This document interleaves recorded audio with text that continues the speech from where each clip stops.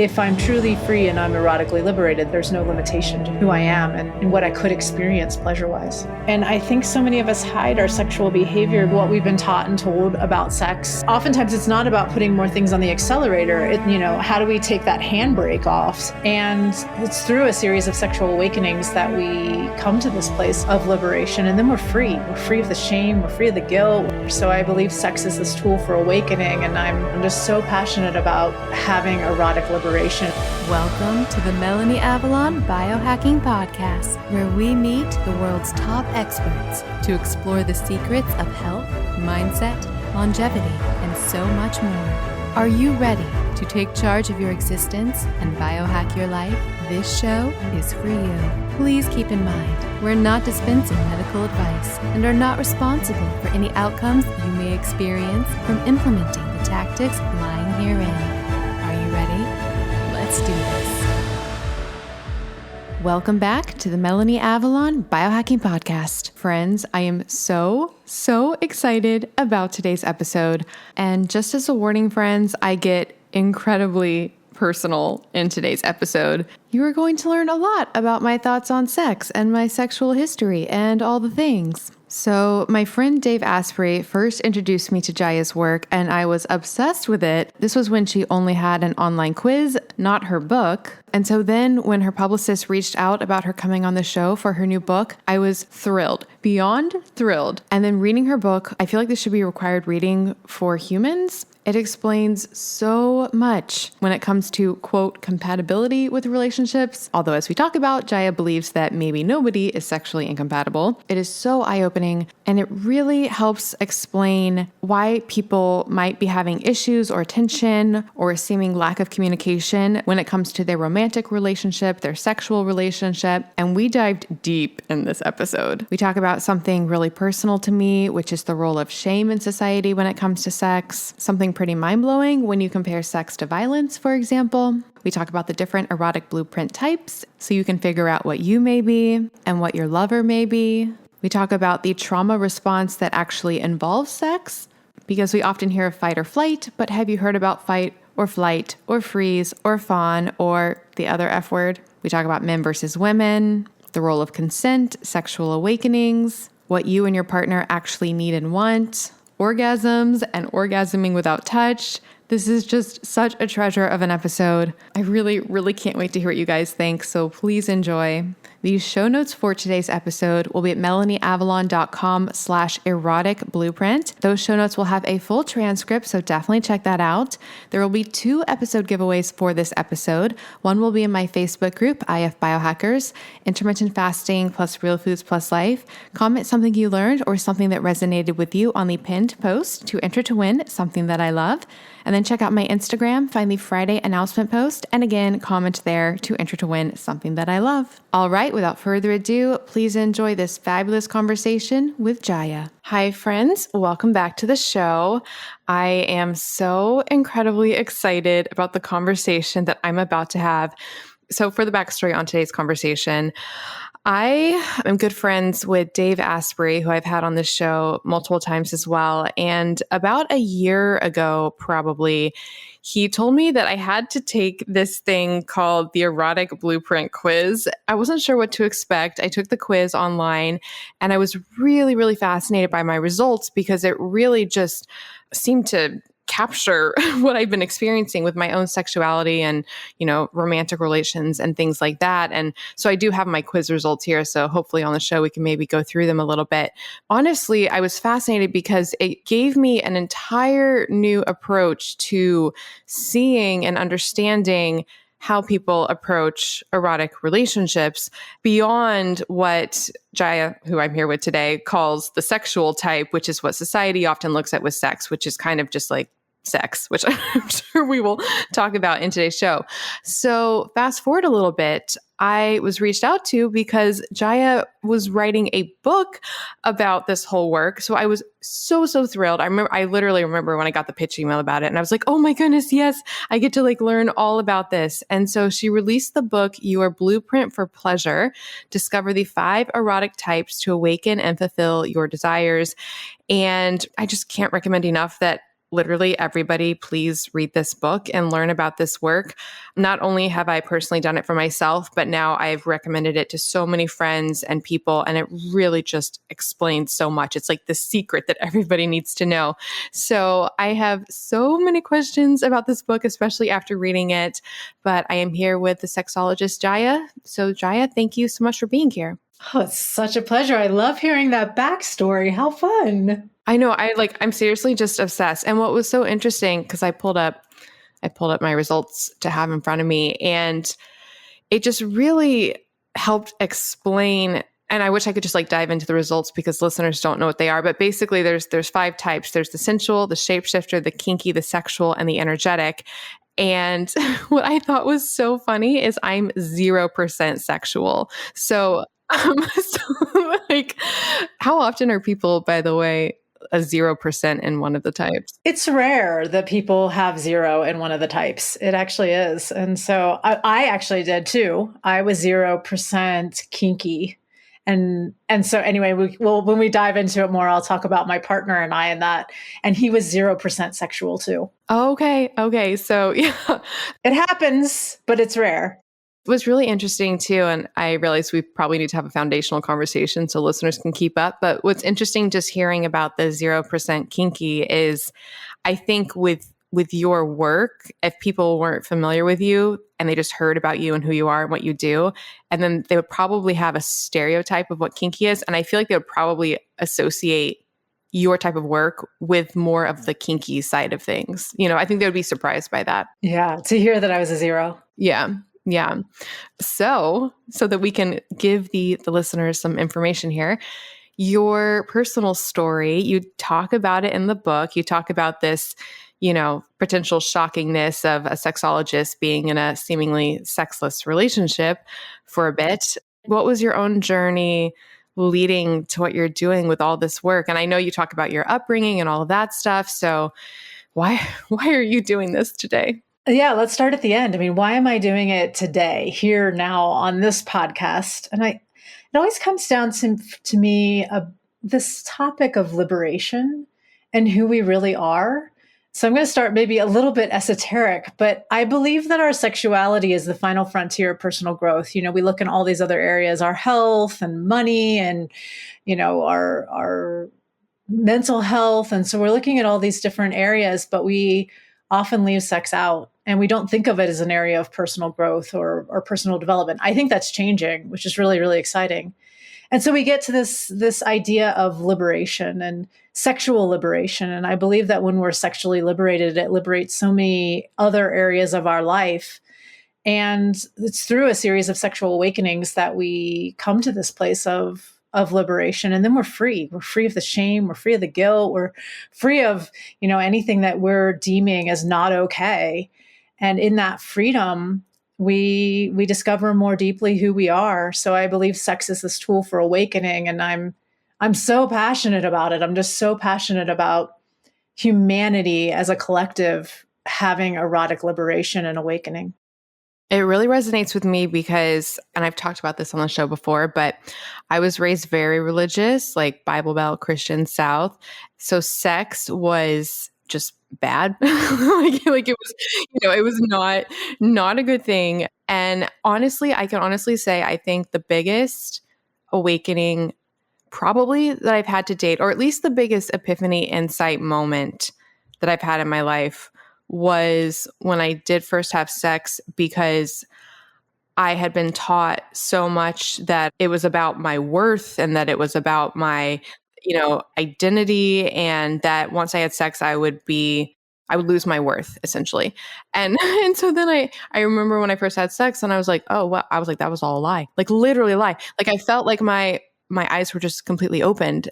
So that was probably my first like big awakening. And then since then I was like, oh, I've got to spread the word.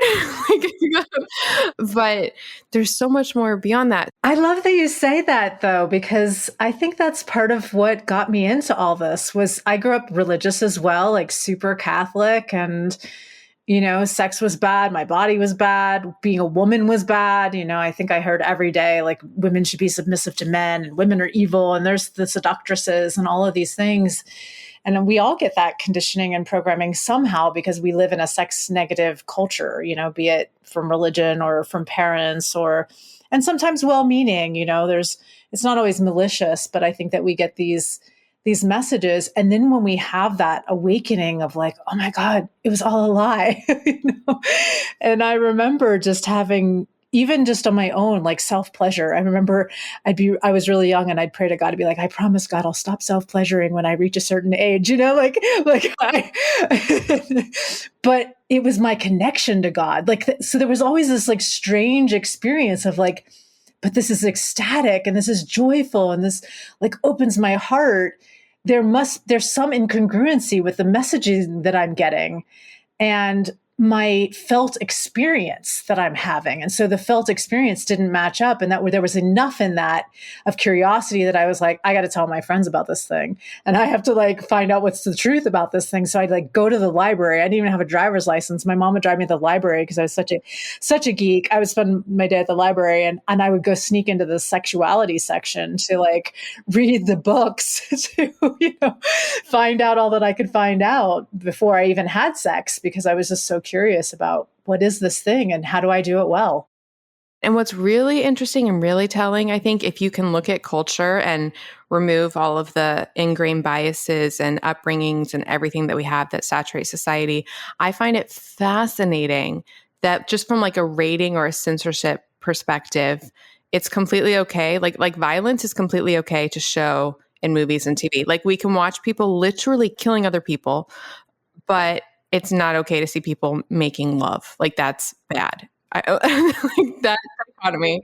I never understood it when I was younger. I would always be like, you won't let me watch the sex scene, but I can watch people murdering each other. Like I just didn't understand it at all when I was young.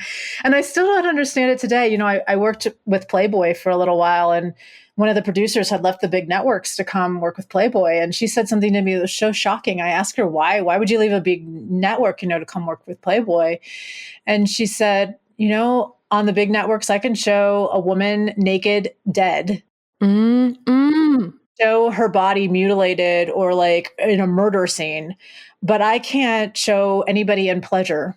And I just thought that's so wrong. So I came to work for Playboy so that I could show people in pleasure. And I was like, wow, that really, really, I still have chills just talking about it. It was like a day that like, it really shook me that, wow, our media can show violence and can eroticize violence, but we can't actually show authentic pleasure.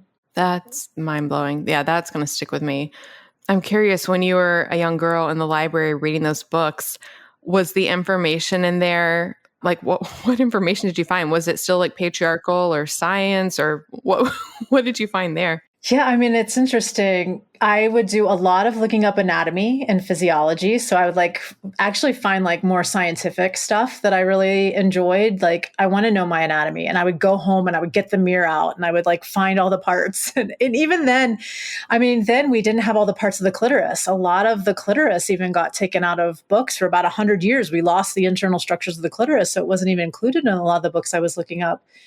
And I was really fascinated with like how babies were made. So I would look up stuff about reproduction. And then my naughty little secret was romance novels. Like I loved sci-fi, like romance novels. I think I got a little imprinting there from some sci-fi romance, kind of led into my blueprint, I think. Oh my goodness, I'm getting flashbacks. I totally forgot about this. I hope my mom doesn't listen to this episode. I used to like at high school or like middle school, probably middle school, high school sleepovers, what we would do, I was like the writer, and I would write erotic fan fiction about my friends with like celebrities, and then we would like read it. So like everybody would the sleepover, and I would go like right in the corner, and then we would like I'd read it to everybody. So yeah, wow. I love that. I mean, where our imaginations can go erotically is anywhere. There's no limits to how we can turn ourselves on and within our own minds. And so I love that. I love that, in those early experiences, I think because we aren't having maybe physical experiences yet, but we can go to erotic places in our own minds. That's fascinating to me. Did you have a moment, an epiphany, insight moment that led to creating the erotic blueprint types. And also a question for that. So one of my friends that I gave this to, I was like, you have to do this. And so he did it and he was taking the quiz, but the whole time he was commenting, he was commenting about how he didn't want to be boxed in by a quiz and like, everybody this day is like typifying things and everything's a type. So how did you come up with these different types? Like, how did you come up with them? Like, did you know that there was going to be 5? Like, what was that process like? It was a very organic process. I think part of it came out of my own pain. You talked about the chapter early in the book of like the sexologist who's in the sexless relationship. It's like I'm trying to figure out my own partner was part of it. But a bigger part is just my clients always teach me, as a somatic sexologist, I get to peek into very, very intimate parts of people's lives. And a couple had come to me and they were really struggling in the bedroom. He was having a hard time getting an erection. And she was trying all the things in like Cosmo magazine, or, she was getting like sex tip books and trying out all the things in the sex tip books. And nothing was working. So they came to see me and we got him on the massage table. And I do like a body mapping type of thing where we map out. I have her touch different parts of his body and we start to map out, where his arousal and eroticism lies.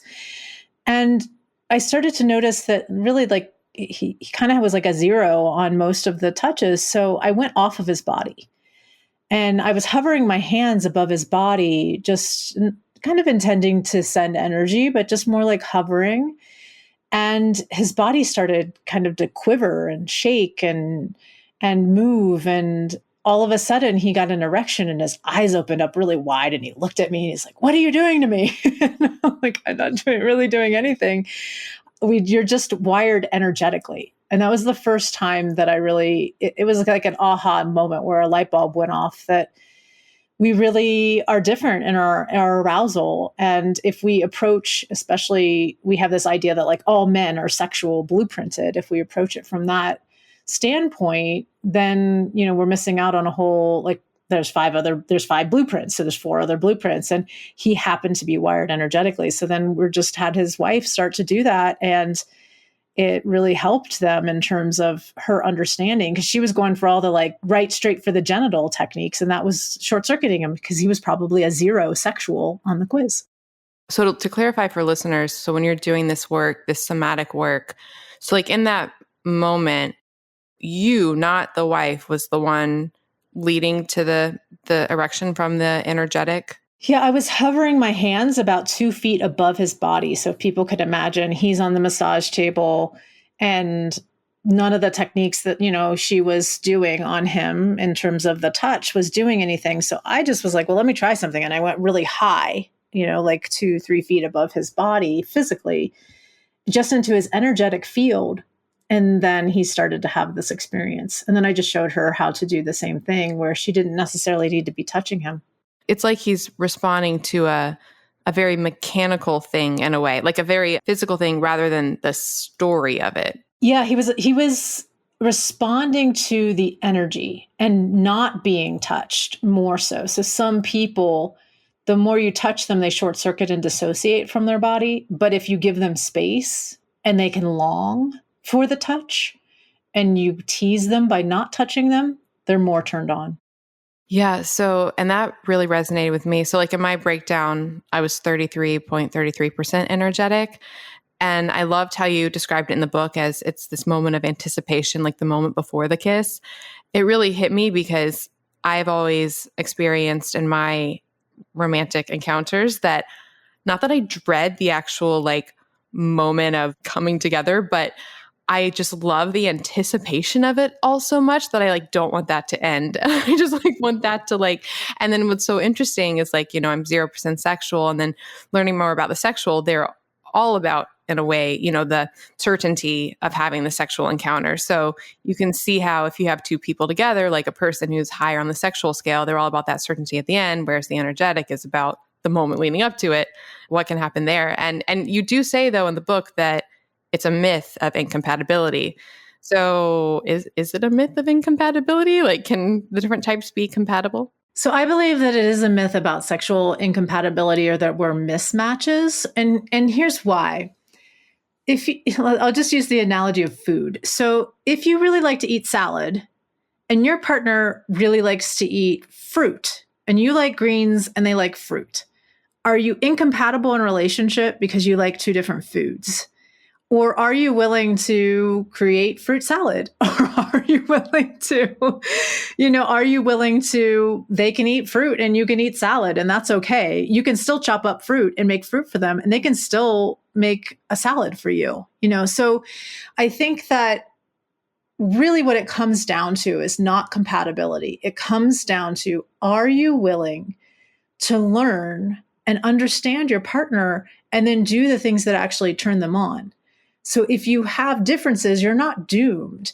If you have different libido, you're not doomed. If you have different blueprints, you're not doomed. It's just that you need a level of willingness to learn skill sets, to learn, if it were languages, to learn how to speak their language, to learn how to make a fruit salad, because that's what we do for the people that we love. We find the areas of willingness and we lean into those areas of willingness. We learn so that we constantly be innovating in our erotic lives.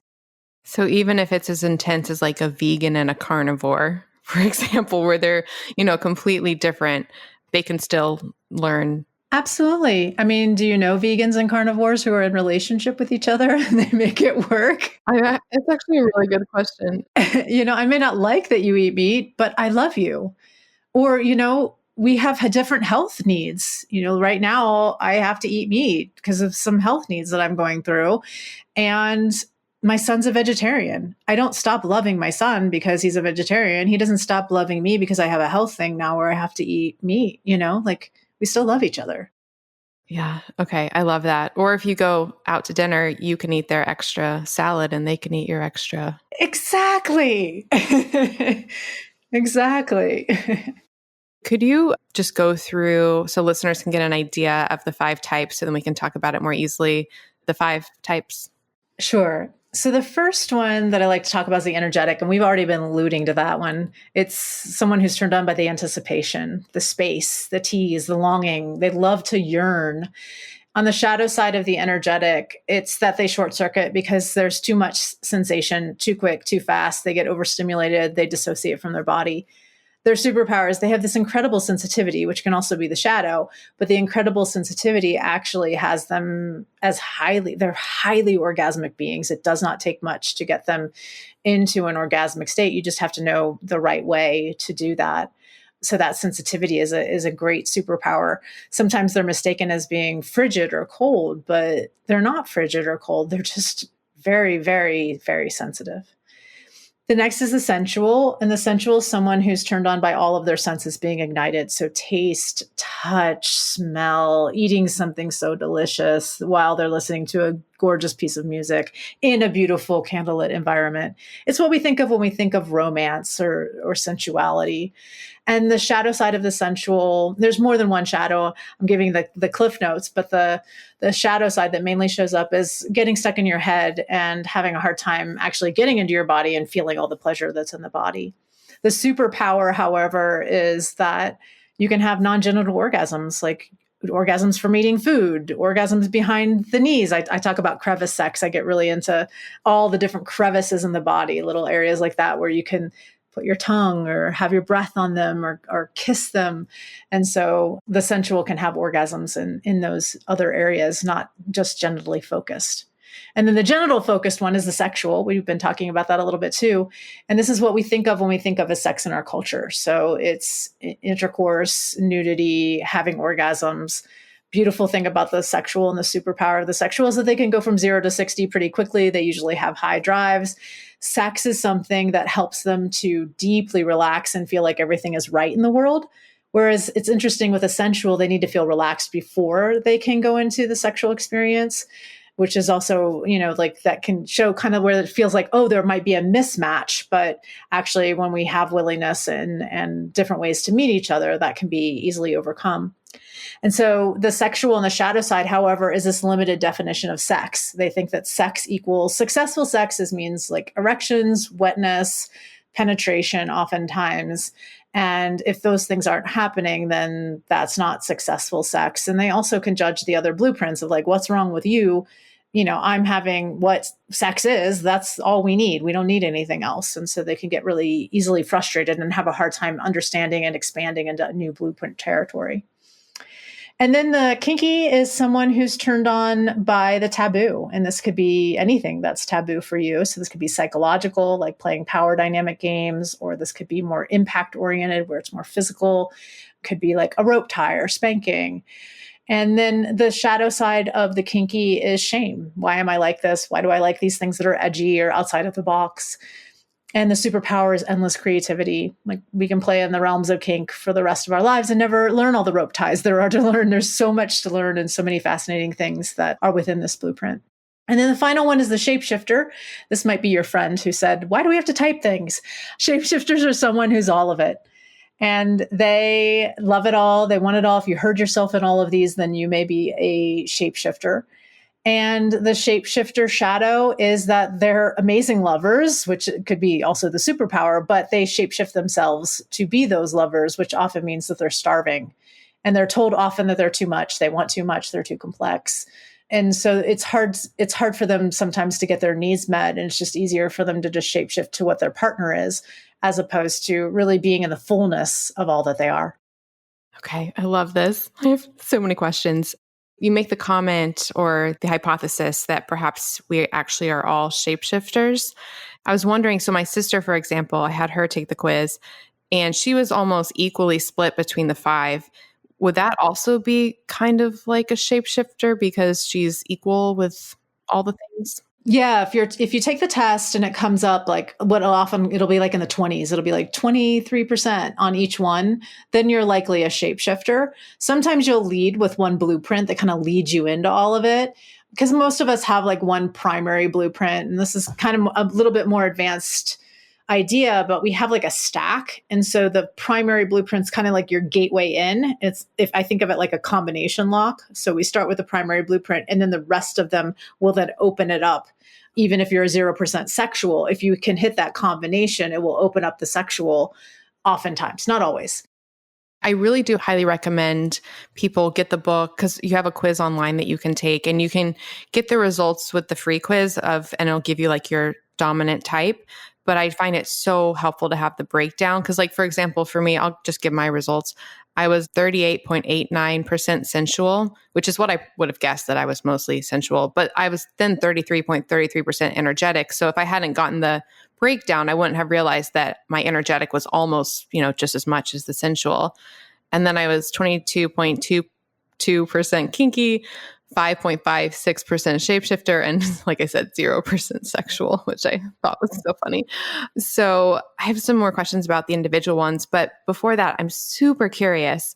The evolution of these types in humans, you spoke before about all the, the books you would read about science and all of that. Have you looked at animals at all? I'm wondering, are animals all just sexual or do animals have different types? I think this is hilarious because we always talk about like, we have our cat and she like is so funny. She just like goes over to this post and then she won't like let you pet her any other time, but she goes over the post, she looks at you, she sticks her butt in the air and then she just wants her butt like hit over and over. I'm like, we have a kinky, energetic cat. Like our cat is completely kinky, energetic. But like you could kind of tell. I mean, I think that animals do give signals, like even just around us touching them, especially our pets. And so like, and this isn't like eroticism with your animal. I'm saying more like the touch with your animal of like petting them. Do they come? Are they eager? Are they more sensual? Do they like more like pats? I think that animals do have different blueprints. I don't have any research on that, but I think it's just an interesting thing. But there is the procreative drive that's going to drive us then to be, and I wonder if it's just different with house pets because they've been, spayed or neutered, that then they get more energetic or something like that. It also makes you think about animals that have like mating dances or, like the peacock with like the colors. Like maybe peacocks are sensuals. I don't know. Yeah, that's so, so interesting. Some more questions about the individual types. So the sensual type is what I was primarily, and reading that chapter really, really resonated with me because I'm the type where The lighting has to be right. The music has to be right. Like I have to have my Lana Del Rey playlist that I always play. And I will get all in my head if the lighting is not good. Like I literally, if it was like bad lighting, I just couldn't do it. So I definitely experienced that shadow side of that.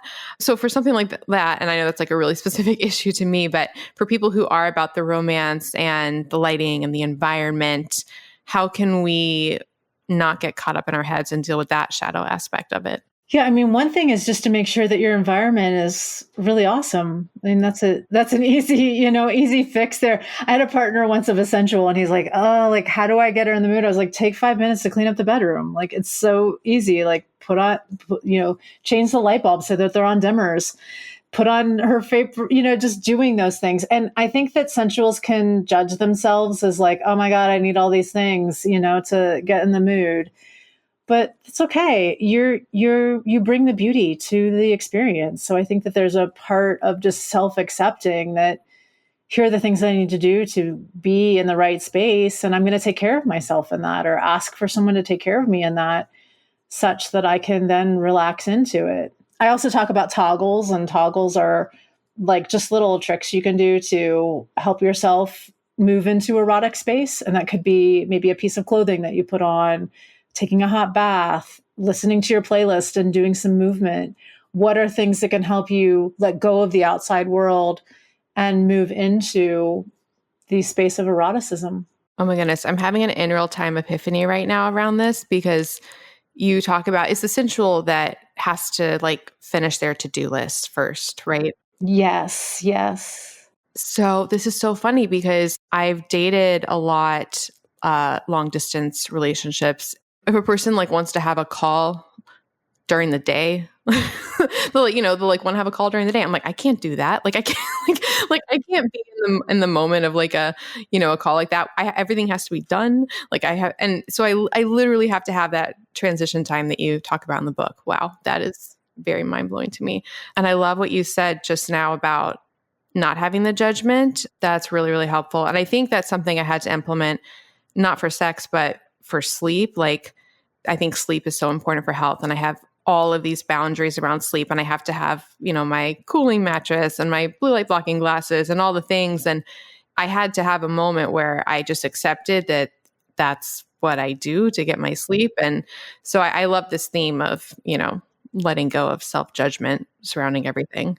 I think it's one of the things that the blueprints brings is this, well, this is who I am in this moment. And when we move into the self-acceptance, our arousal can blossom, our eros can blossom, And what's interesting too, I talk about like erotic space versus other space with the sensuals.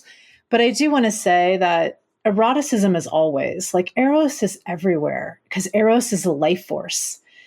And so I think also if sensuals can tap into this idea that like, okay, this is eros. And now even doing this podcast right now, my life force is moving through my body. And this is eros. This is making love. Right now we are making love, making this podcast. And so it gets to be even more delicious with that mindset that life force wants to express itself and that eros wants to move through us. And that's always, that never goes away or else we're dead.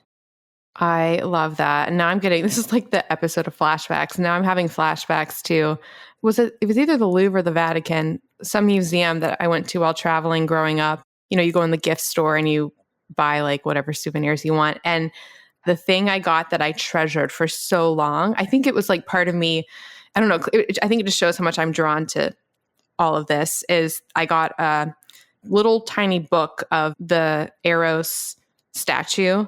And it literally said Eros, and it was a statue. And I was like, this is my thing. And it was and so like, and that's when I was, much younger. So I just wanted to share that. But another like epiphany moment I had reading your book. So speaking about the sexual again, which again, like we were talking about, is very much the way sex is presented in culture. This was a really helpful moment for me to see how biased we can be, and the lens and the filters through which we see the world. Because you said in the book, you did a poll where you polled sexuals about either like what were they most turned on by, or how would they like to be greeted. And the result was that they wanted to be greeted with like their lover touching their genitals, which to me is like, that would turn me off. So if somebody did that to me, I'd be like, oh, wow, we cannot. Like, but the point of it was I had a moment reading that. I was like, wow, it's like, but that is somebody else's truth. Like to their experience, that is what turns them on, whereas that would turn me off. So I think it's just so helpful for people to explore these and, understand that we see the world differently. So thank you for that. Yeah, and I think this comes down to really honoring each other. It's why I love the personality typing systems and why I do love some of these labels. I think helps us to understand who another person is so that we can honor them for who they are in their reality and in their world.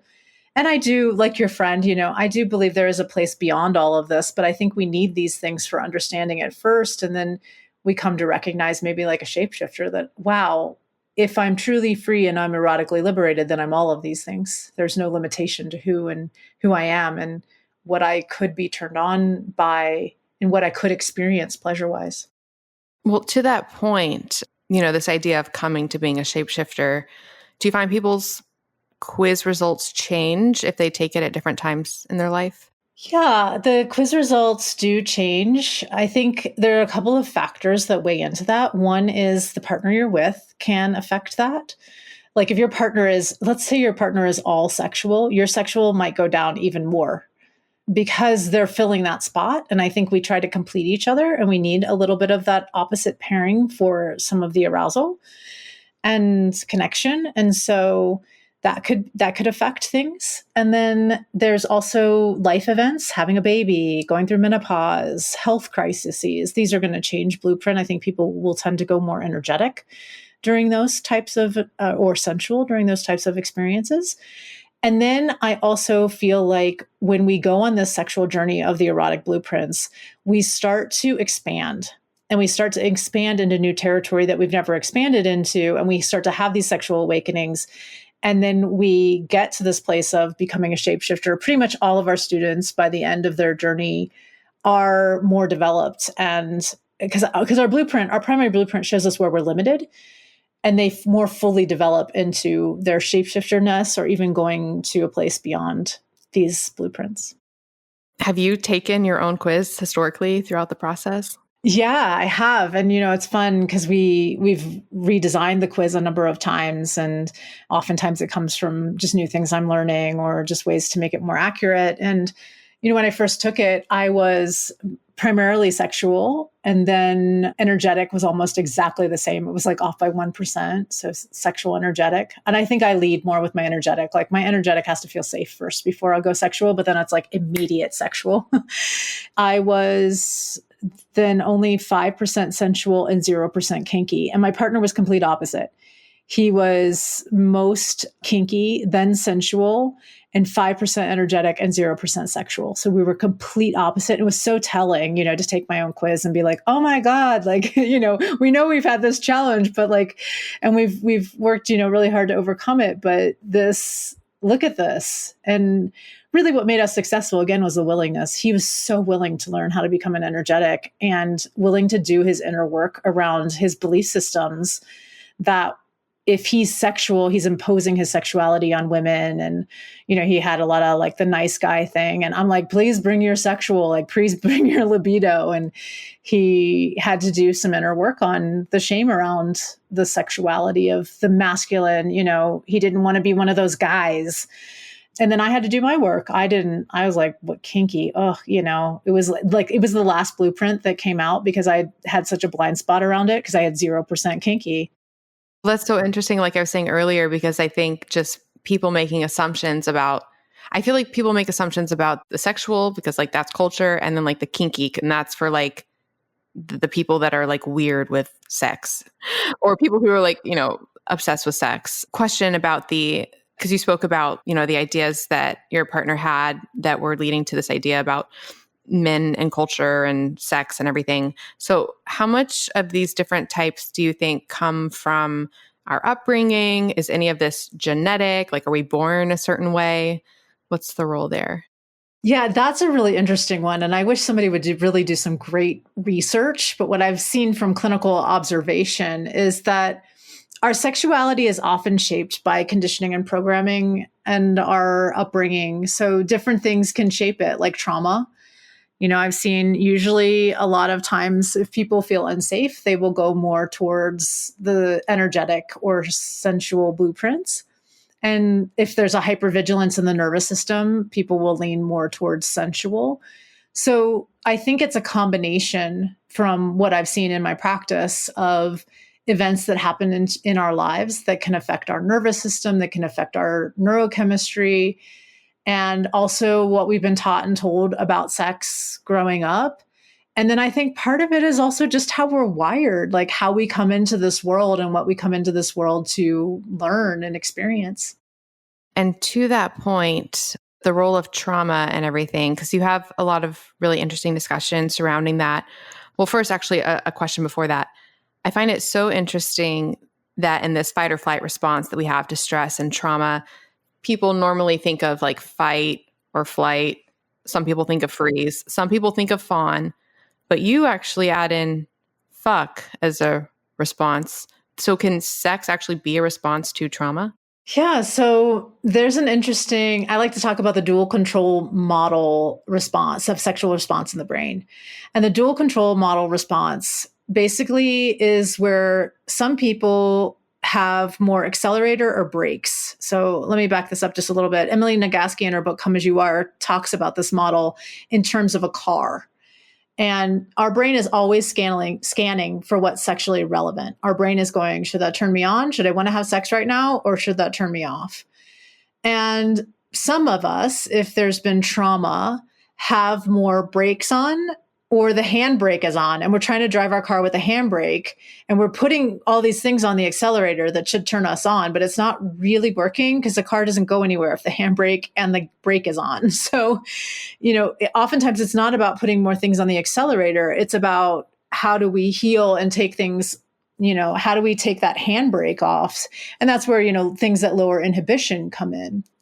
And then there are people who have more sexual compulsion, and this would be somebody who has no brakes and a lot of accelerator. And so that's how we can sometimes explain when we get into, like, some people just don't have any libido, don't have any desire or drive, and some people have inappropriate sexual behavior because they have too much of the accelerator on with no brake.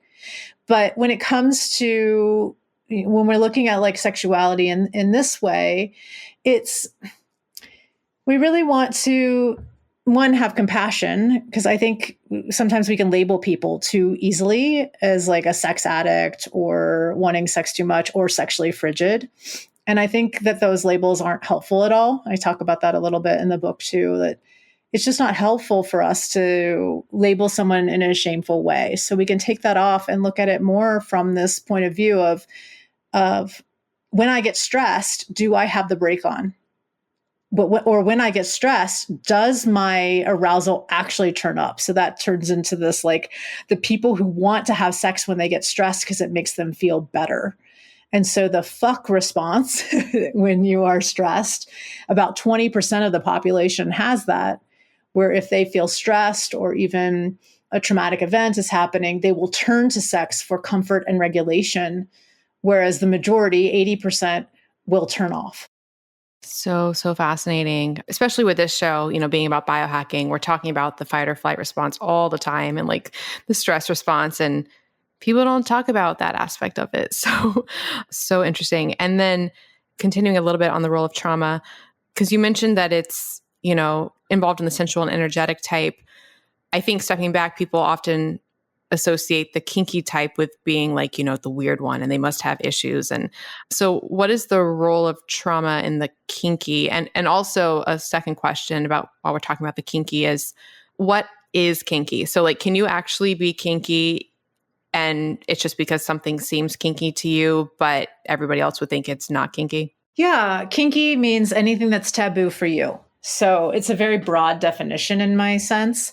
If it feels taboo, if it feels naughty, if it feels like something you shouldn't be doing, then that falls in the kinky blueprint. Like, so here's another example is just, and I tell a lot of these stories in the book, but a couple that I was working with, and they always had sex the same day of the week for 40 years. and in the same position because it was too taboo, because they grew up very religious, to have sex any other way. So always missionary style sex on Tuesday afternoon.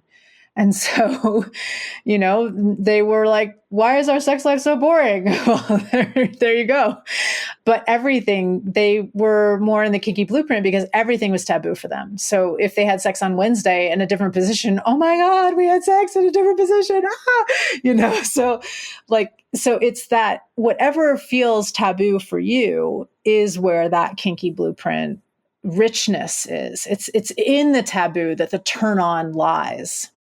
You talk about in the book about how they have done studies on, I guess, mental or psychological health and how it relates to, kinkiness.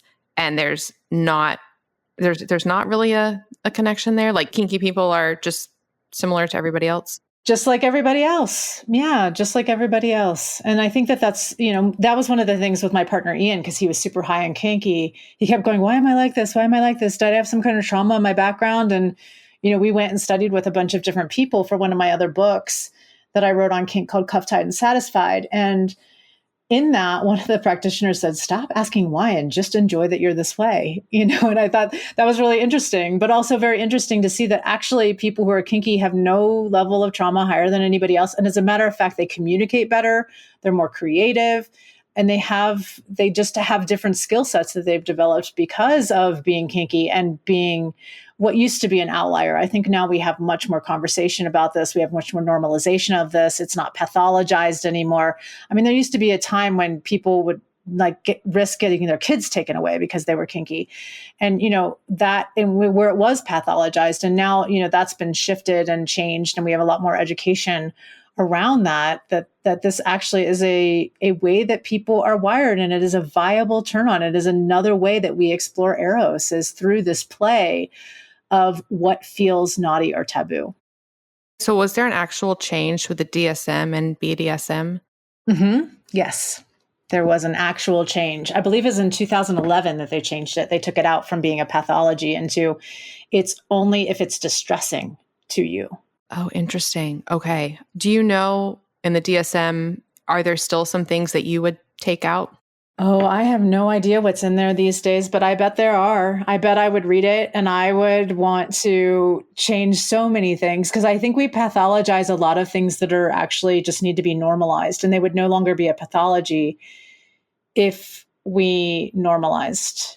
And I think so many of us hide our sexual behavior because we're afraid of being pathologized or deemed weird or wrong, or, I mean, even the energetics, let's normalize having multidimensional sex where, you go off into the cosmos and unify with all of creation. Let's just normalize that because it's awesome sex. Also around normalizing, what if, because you talk about this in the kinky chapter as well, like people who might only be turned on by a certain thing or a certain way.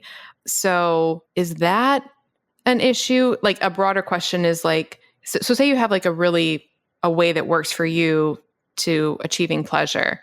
Do we always need to be expanding? Like, is it okay to have your go-to? Like what is the role there? I think it's okay to have your go-to. Just recognize that your go-to can become a neural rut, meaning that you're creating the same neural highway every time you're going to that one, which then can, turn into a grave eventually, and it becomes your only route to pleasure. And as we know, we want many neural highways to pleasure. Let's find many, many ways to pleasure. I read something recently, let's see if I can remember this quote, where it was like, enlightenment is when you have tons of pathways to joy, and addiction is when your pathways to joy shrink. Oh, I love that. And I thought, oh my gosh, that's so good. I can't remember who quoted it, but I loved that so much, because I think about this in terms of pleasure. Like, how many pleasure pathways do you have? Sure, you can have your go-to. I have my go-to. I have my thing that I know, like, this is going to get me there. And I also am constantly opening up new pathways and new neural nets and new ways that I can experience pleasure, because that expansion brings me to greater sexual enlightenment and awakening and liberation. Say you try something sexual, like some sort of technique or experience or, way of being turned on within these different blueprints, and you don't like it. Are some things just not for us, or is it there's like a blockage there, and in theory, everything should be a potential avenue to an erotic experience? I think that's a yes and. I think that there are some things that are just like not your thing. Just like I don't, like eating meat, you know. But for my health, I have to eat meat right now. So like there's like this really interesting thing that I think we can all look at as like, well, what's underneath that thing that you don't like, and can we work through any kind of emotional charge or stuckness that's there that could be, and sometimes you just don't like something. And that's okay. I think it's okay to not like things. I think it's okay that we can have preferences sometimes. And then I'll add, I'm going to throw a wrench in all of what I just said. And there's a place beyond preference. And when you move beyond all preference, you're erotically liberated, where the wind can blow the right way and you're having an orgasm walking down the street if you want to turn on that way. And so I think that I'm more interested in choice and having choice over what turns us on, what doesn't, arousal, and being free within that. And so that's the interesting place, is that moment where it's like, okay, well, I have a choice. I could totally get into this if I wanted to, but I actually don't really care to have that experience. So I'm okay. I'm okay not having that, but I was at choice over not having that. Because we know, for example, taste buds take a while to change, or like babies, they say that you have to introduce foods to them X amount of times before they may or may not like it. So how intuitive would it be in that whole process that you're just speaking of, where you're trying something? Like, do you think you would need multiple exposures to conclude that this isn't for you?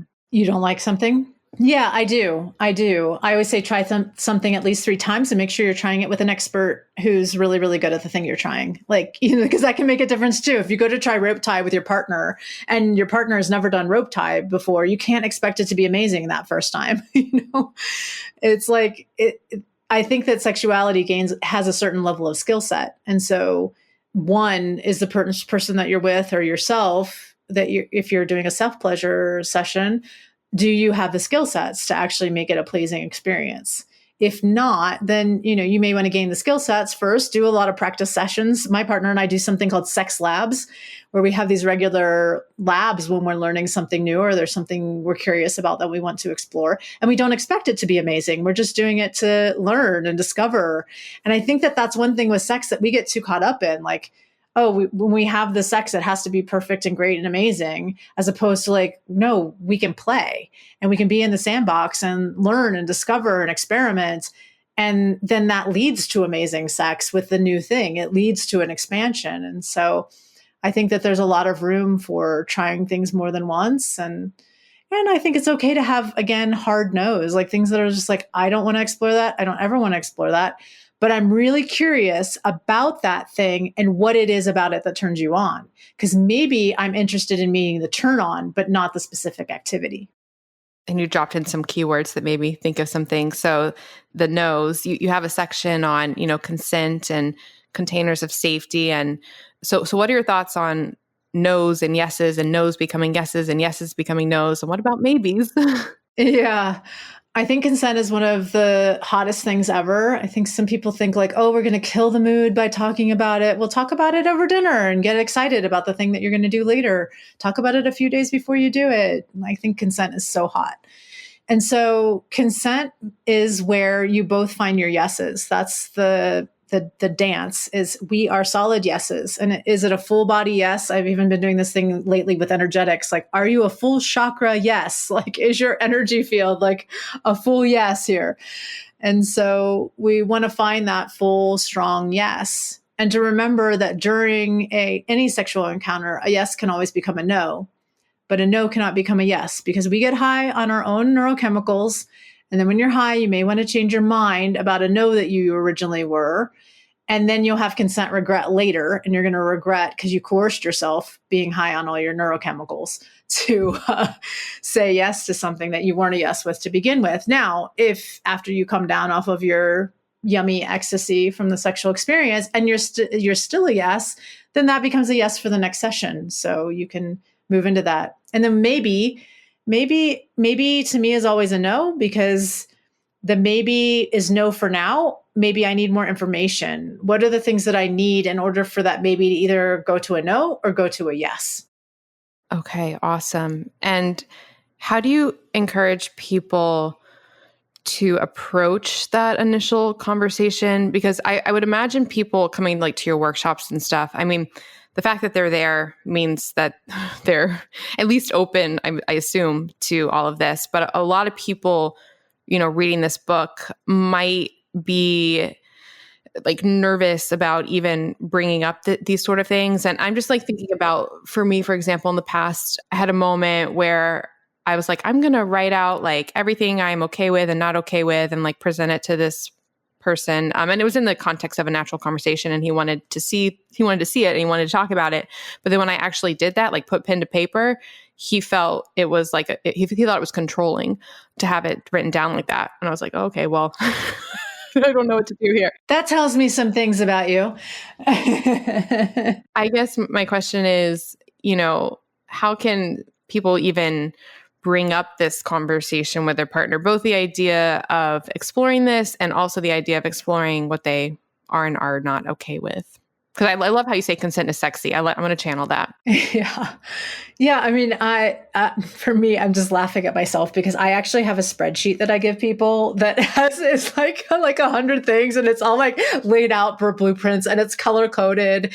It's like, just like, here's me, and like, here's what I'm consenting to playing with. That's amazing. Okay. It's like that's like next level. That's amazing. And I think because I'm so like unashamed about it all, and just so, and that's also like, if somebody was like, oh my God, that's controlling, and like, you're not giving space or freedom, I'd be like, okay, cool. Bye. Like, I'm not like, I wouldn't be like, we're not going to play together, because I want someone who's like, oh my God, thank you so much for telling me exactly what you want, need, and desire, so that we can play freely within this container, Or I'd want to get curious. I might not be like, bye, that's a little harsh, but maybe I would be more like, okay, well, tell me more about that. Like, I want to get really curious about the resistances. And so I think that, I'm going to my spreadsheet and stuff, but with couples, I think that, if we get really curious breeds intimacy. And I think that the more that we can be like, well, tell me what has you afraid of having a conversation like this? Or, what, this is really awkward for me. But I really want to have this kind of conversation because I want us to blah, blah, blah, whatever it is that you're desiring. And then if they have defensiveness or resistance, to really get curious about that. Okay, so tell me more about that. What's coming up for you? Because I think that all kinds of crazy things can happen in people's heads around sex. Like, oh, she's talking about sex. That must mean she wants to have sex tonight. It's like, no, I just want to have this conversation with you. And so that curiosity that breeds the intimacy is really, really key. Just get curious with each other. Let it be awkward if it needs to be awkward. And, if you're single and dating, I think that can tell you a lot about a person, and you can decide, do I really want to get curious about this person and keep dating them? Or are these flags that, like, I can't even have a conversation about consent with them? That's a flag for me, That's so helpful. I love you have the spreadsheet. See, now I feel so much better about my list. That's amazing. And so, using this word curious, you also talk about the different stages that we can be at in our sexual, evolution. And one of them is the curious stage. So how does that curiosity in general relate to these different stages that we can be in? Yes, so there's 5 stages. I'll go over them really quickly. One is resting. That's when you're not having sex. One is healing. That's when you're healing from something. And then there's curious, when you're curious about something. And then adventurous is pushing the edges, going into different erotic adventures outside of your comfort zone. And then transformational. And transformational is when we're interested in the what's more to sex. This is when we get into like tantra and Taoist sexuality and some of the more esoteric practices around sex. And so the curious stage is when we're really wanting to know all the how-to. We're wanting to get curious about ourselves, our partner, know who we are. And that can maybe put us back into and I say back, but they're not hierarchical and they aren't like in an order. And so that might put us into the healing stage. Maybe we learn something about ourselves and go, you know what, I need to really look at that and and go on a healing journey right now, or maybe that's not just psyche-emotional, but that's biochemical. I need to get some, biohacking stuff so that I can boost my libido or get my testosterone up or work with my hormones in such a way that my drive goes up. So it's a big thing to look at, what is my blueprint type, but also what is the state or stage that I'm in? Because an energetic who's adventurous is very different from an energetic who's resting. Do people tend to get stuck in any one of the stages more than the others? Yeah, I find that a lot of times we can get stuck in any stage. It's like we want these to flow. They're like states of consciousness. We don't want to get necessarily stuck in any one of them. And so sometimes we need to recognize first that we're stuck there. And like curious, for example, you can get stuck in just learning and learning and learning and never applying, never actually embodying the things that you're learning and taking what you've read in all the books. That's why my book has all these embody it's in it, is because I want people to really take what they're learning and not just stay stuck and curious, but to move into actually embodying it and putting it into practice. And so any one of these can become areas of stuckness. We really do want them to flow. Well, actually, to that point, because you talk in the book about how, you can't have an experience. I'm paraphrasing, but basically the idea that you can't have an experience unless you've had an experience. My question is there a glass ceiling to the potential, say you're not dating, you don't have a romantic partner, you're single.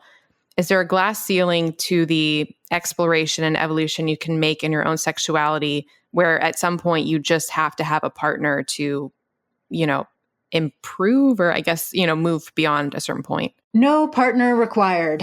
No partner required for any of this. We have our own eroticism and sexuality with ourselves, and you can absolutely have your own experiences, direct experiences, and your own erotic liberation with no one needed to have that experience at all. I just have to ask. I'm so curious. Speaking of curiosity, you talk in the book, you had an erotic relationship with a gay lover? Yes. I told my sister that. I was like, this woman. So I'm wondering, the reason I'm asking about it, because that just really opened my mind. I was like, whoa, I'm looking at things, clearly I've siloed different types of people into certain things in my mind.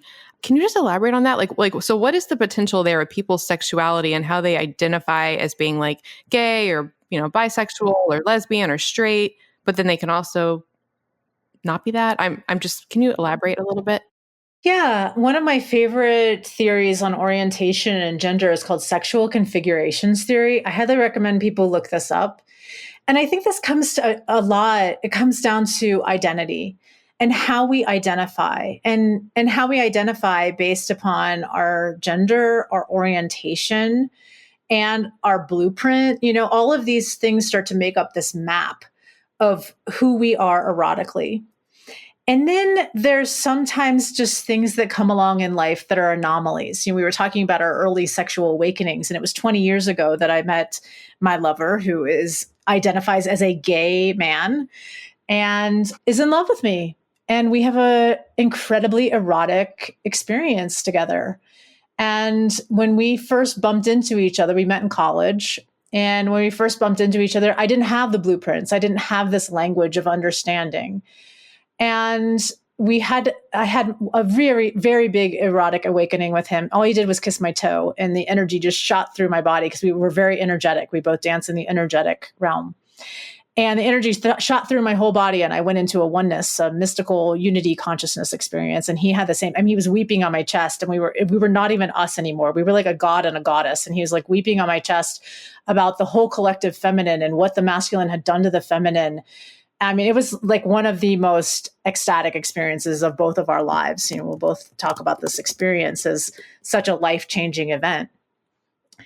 And then we went into 17 years of confusion because we had no idea, how to reconcile the fact that he was gay, and yet we loved each other, and yet, we didn't meet in the sexual blueprint. So what did that mean? And then I had the erotic blueprints and it gave us a language. And what's so beautiful is that we learn to love beyond orientation. And there are actually quite a few people in these kinds of relationships called a mixed orientation relationship, where one person is gay or bisexual and the other person identifies as straight. And what's so beautiful about so many of these relationships is this idea of learning to love beyond the orientation. And we love each other deeply. I just had an experience with him on my birthday where I was like, oh my gosh, this is a totally new technique. And he had like the base of my skull and he was sticking his fingers like in the base of my skull, like he was fingering the base of my skull energetically. And I could feel like almost like his fingers were like going into my brain, like fingering my brain. And I was just like orgasming out of my head. I was like, new technique. So, we have these, again, ecstatic, highly energetic, but as soon as we start to go to the sexual blueprint, things sort of short circuit, or I even frazz out. I just like my brain doesn't compute. We made out once recently and I was just like, wow, I don't even know what's happening here. But he loves me, so he's willing to be in pleasure with me, So it's like, it's again, I love that our relationship stands for this sort of idea of moving beyond identity and learning to love beyond orientation. So fascinating. And speaking of dreams, what I've been really fascinated by is, so like in my waking reality, I'm very straight. I identify as very straight. I'll have dreams that are, I guess, lesbian dreams. But what's interesting about the dreams is it's just completely normal. I'm not, it's just normal reality in my dreams. So I've wondered, what are your thoughts on dreams? Do they show us our, suppressed desires or, what are your thoughts on dreams? Couple of thoughts. I think one, our brain is processing things that happen during the day. I mean, that's just like a simple, very rational mind thing of these things happen during the day. My brain's cleansing itself and kind of washing and going through random things that happened. And then I also think that our brain is processing, this is going to get super woo-woo and energetic blueprinted, but I think our brain is also processing other multiple realities. I think it's very Everything Everywhere All at Once, if anyone's seen that movie, Everything Everywhere All at Once, where there are multiple versions of us and we're visiting other realities of ourselves and other versions of ourselves that made different choices in life. I have a recurring dream that I live in New York City in this big high rise and I'm super fancy. I have it all the time. And, I have these other realities that I visit. There's also lucid dreaming, and that's like being awake inside of the dream. And what is the dream there to tell us? What if we have different relationships with our dreams? I really actually think that they can teach us things as well and be teachers to us. And then when it comes to eroticism, I mean, it's a place where we're free to dream any dream. And I think what's important on the other side is how are we integrating and making impactful meaning from the dream that we've had. Going back to this idea of the feminine and the masculine and all these different types. And I preface this question by saying I don't want people to assume they need to be a certain way or normal, but I'm just curious, in all of the data that you have on all these people taking your quiz, do you see, are there certain types that are certain profiles that are more common in certain types of people? Yeah, so I think that there's a couple different things here to talk about. There's energies, which there's masculine and feminine energies and ways of expressing, and yin and yang and polarity. And then there's gender and how we identify in gender. And in our quiz, you can mark what gender you identify with. And what I think is fascinating is that cisgendered heterosexual men, which means that they identify as the gender that they were assigned at birth, they are not all sexual across the board. They actually, which I think is the stereotype, all men are sexual.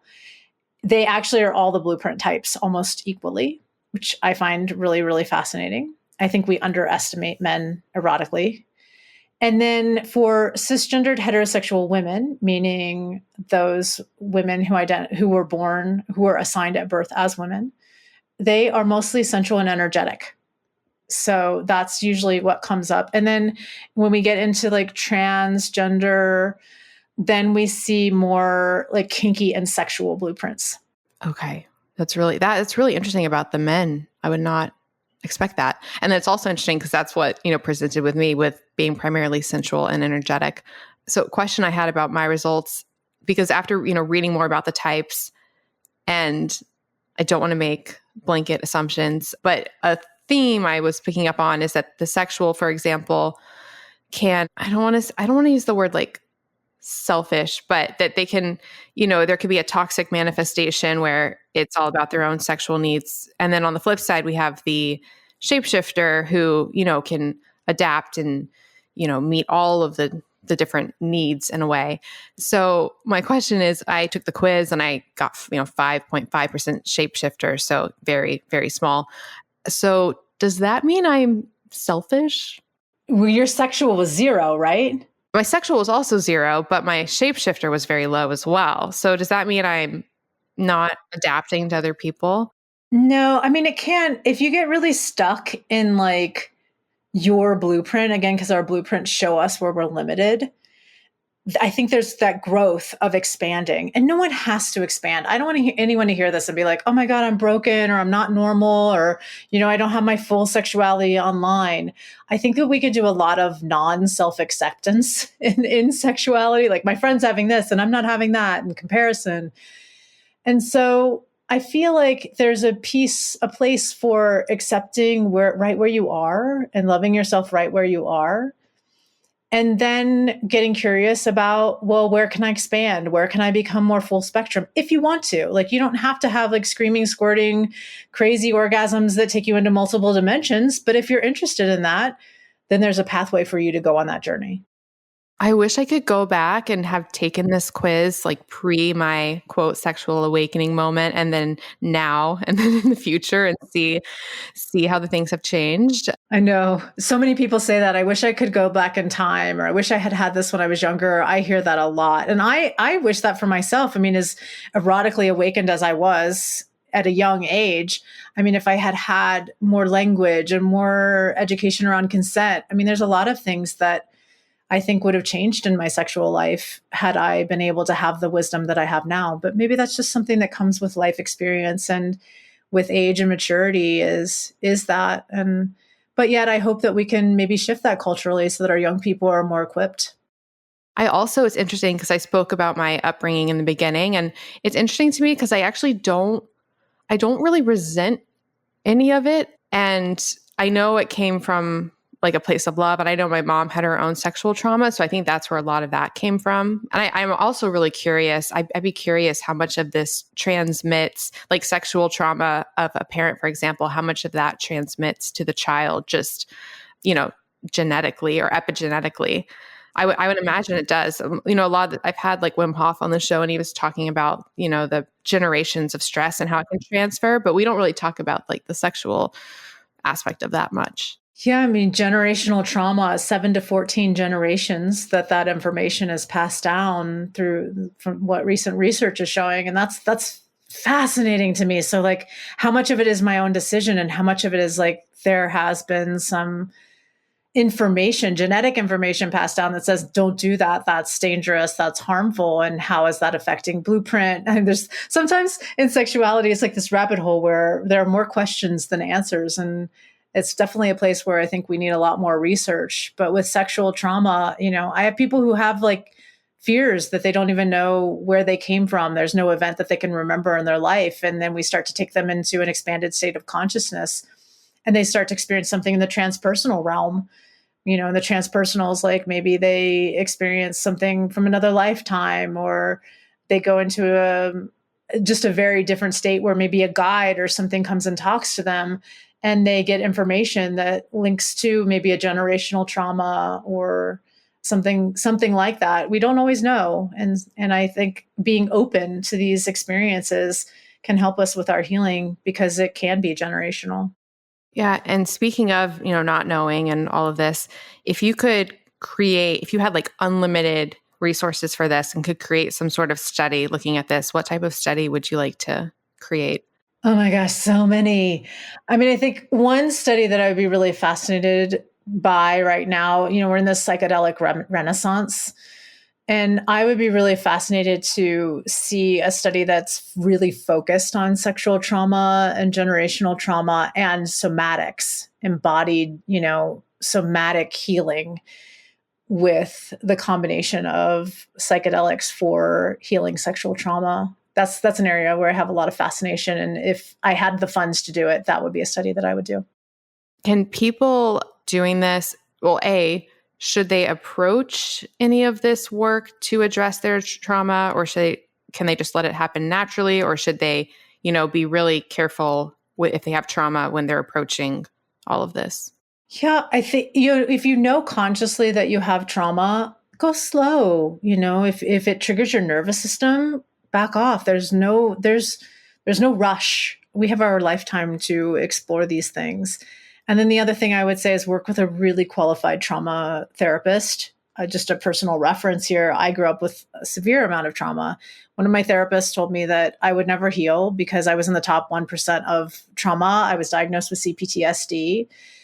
And the journey of one, having support, having the right people around you who really understand trauma, like a good trauma therapist, and also knowing that it is possible to heal. I think that anything is possible, and sometimes our trauma leads us to our greatest awakening. And I know that was the case for me. I'm also very lucky. I'm also very graced. I'm also very privileged to be able to afford having support and having these different modalities to work with. And I think it's important to talk to your partner too. I know people who have had really intense sexual trauma and they don't want to tell their partners, and then their partners just don't understand, well, why are you behaving this way?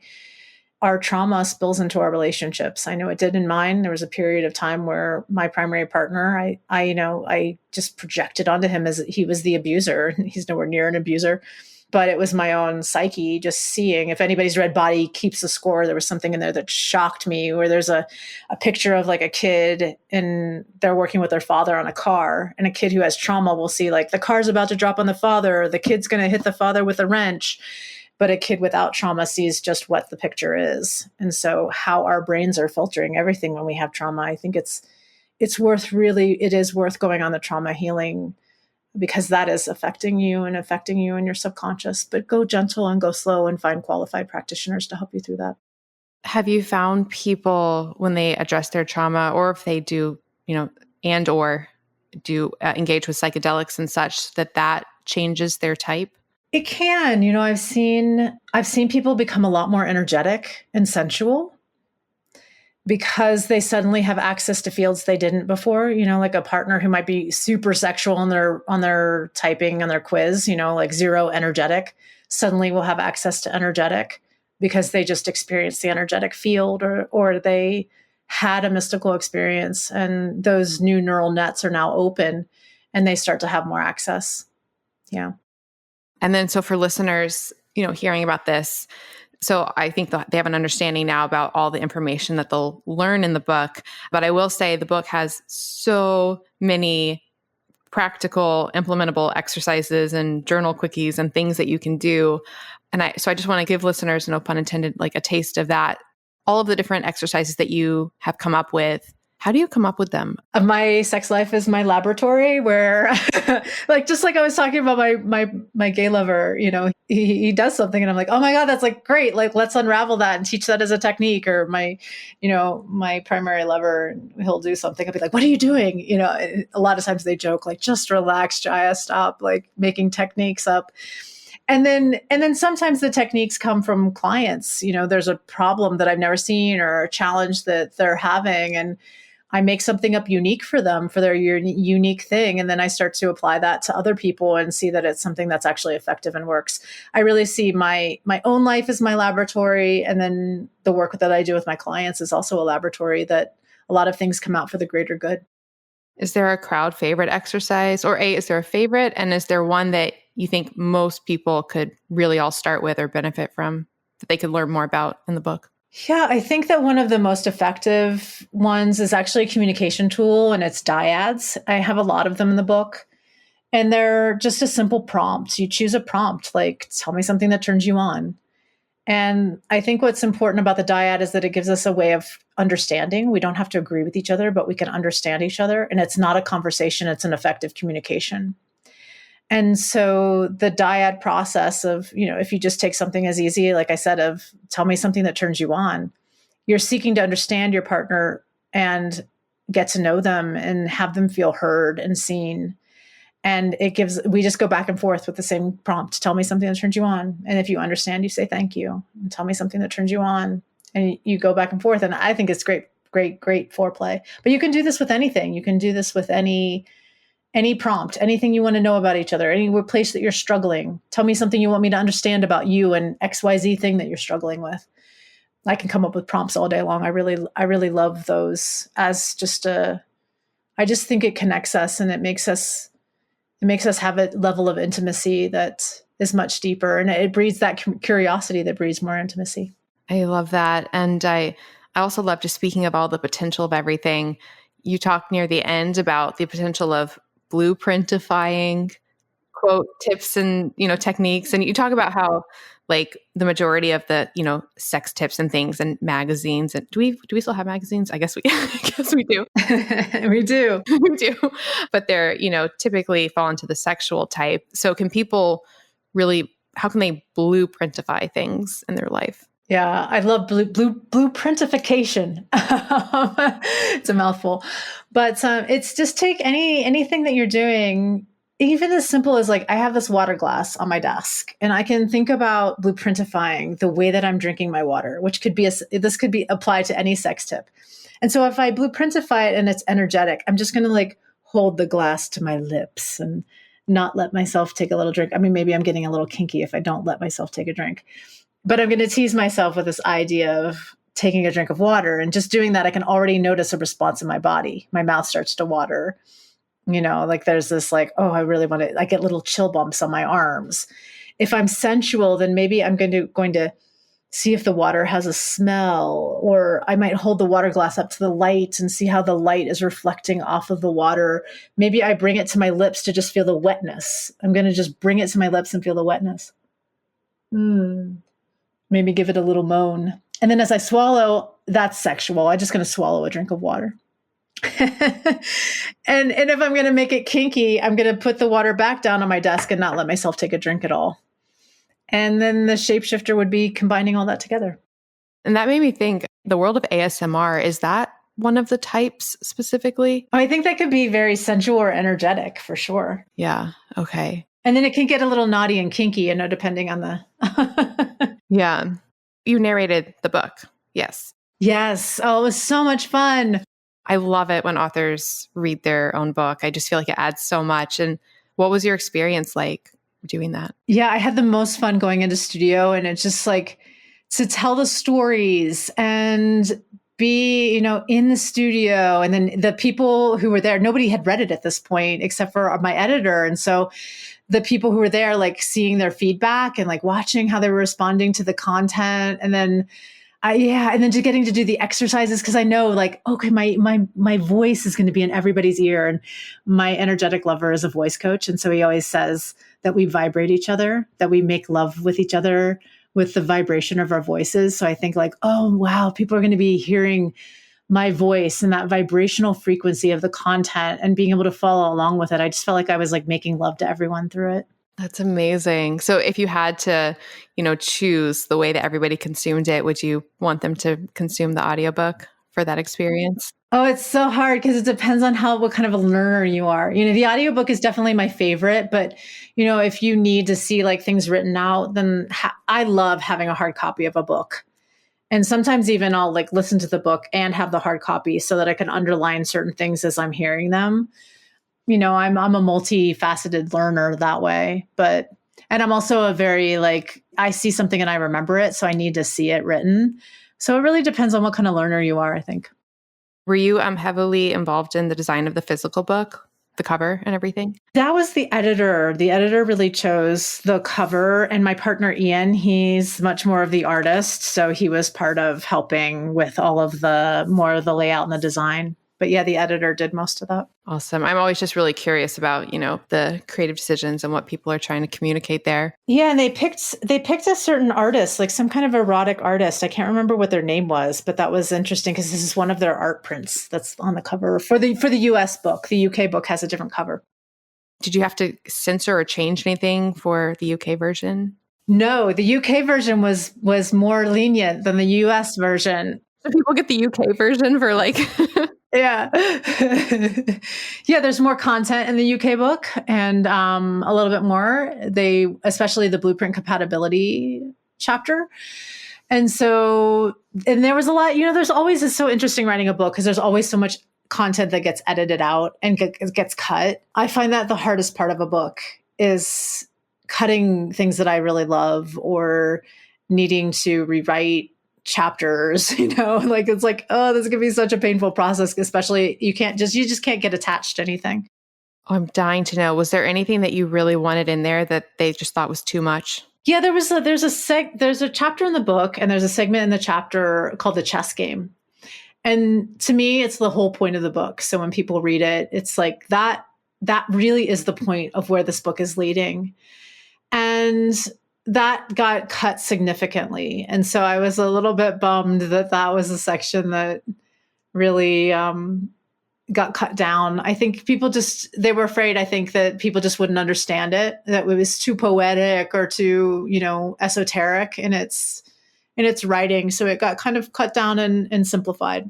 Okay. Well, yeah, I really enjoyed that chapter. And it was so freeing to, see yourself as this chess game and like, who are the players and, what all's affecting you. And then realizing that you can change your role. And then you have your riddle moment at the end. I don't know if I should give it away or have listeners read the book. I love that you read this book. I can't tell you how many people interview me and they haven't even read the book at all and have no idea.